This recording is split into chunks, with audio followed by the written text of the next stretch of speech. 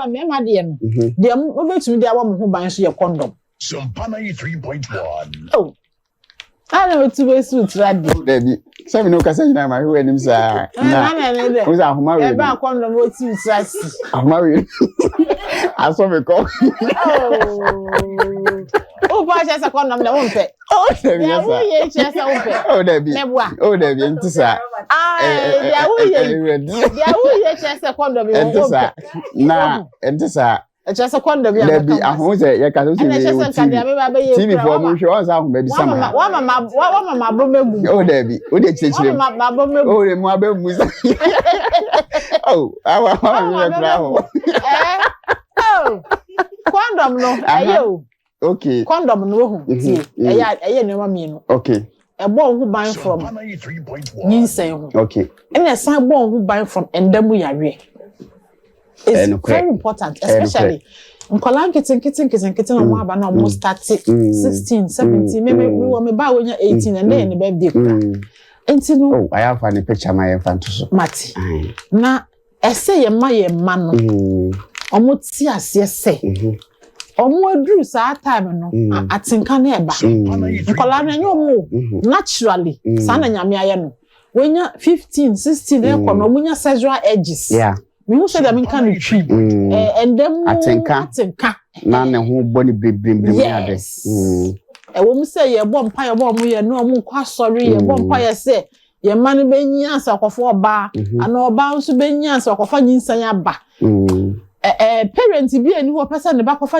empofuru nyinsan ba ana okonyim obi na ye di empofuru nyinsan ba because obi a pesa ne ba kọ nanim tumpon no correct and school fees no so no ya ati se meko na okay school fees ya sana na fi okofa nyinsa ne ba se anhwa obeboda obi wo ho de ne ba maame bi o de ne ba brem chese wa bo akwala na mse maame na na pese okuna na enye no fault enti condom ne de me si so se ye nuanom ketwa ne ye ma boys no omo fa condom no bo omo ban okay because of HIV, because of gonorrhea, because of hepatitis B, because of yare bebrea, a free endemuba, chlamydia. Then because I'm able to be confused, so endorse. But condom never one who buy from endemic area. And a condom so be more shy. Yeah, no, coffee ya no, I shall be open to not in the siati. Just say pentem so. Ye fire senti. I want to do almost set here. I say I no pentem. Oh, there be say the so you say TV so no. Yes say ye demonstrate ada. Oh, viewers discretion. Oh no bad shall be to me. I be so say a boy who bind to the tray. Now what the I me obi wa ha. Me obi wa ha. Viewers discretion ampa. Pa chow. Enti na make say. Me fancy channel mo nya viewer discretion answer.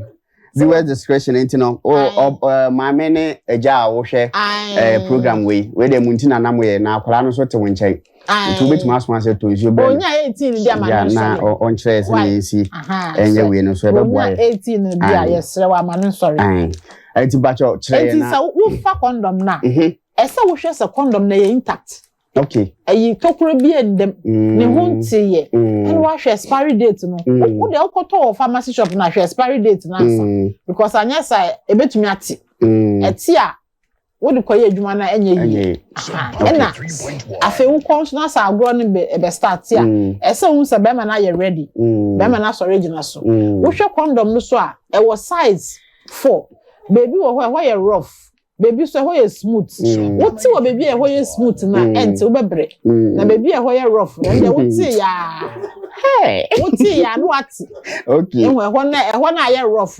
wuti ya no ati okay wati de come on wati woni be e ye wadwuma wo ye nti wa kire nkofo a na be ma ya de be hwe prototype mi ni opese oya na ohu enti se wo ya sa na okay na wo yi condom na nsa abobọ se yeah ese wo so condom no soro ubeka ubeuse space kitwa bi da soro na fe na wo de asi be ma na asori no asori wi na wo de susu na wo roll akofom nipa wo ya ade de wa nhwe ye de die mu bia de so na we sha hu prototype we no prototype ni nyai Mali for. Enti wo ya ese ekwan beda so. Wo hye ne ye ese ekwan beda so. Aha na be man sabe odi agro no wi no ho nsuo no. Ebeba. Enti agro no esi no ema ade na ndwe. Edwe wan hwa na nsuo no afa ho. Enti na fe na be man no etwe no ho a. Na we yi no boko. Okay. Se tissue bi na wo wa. Na wodi ahye tissue no.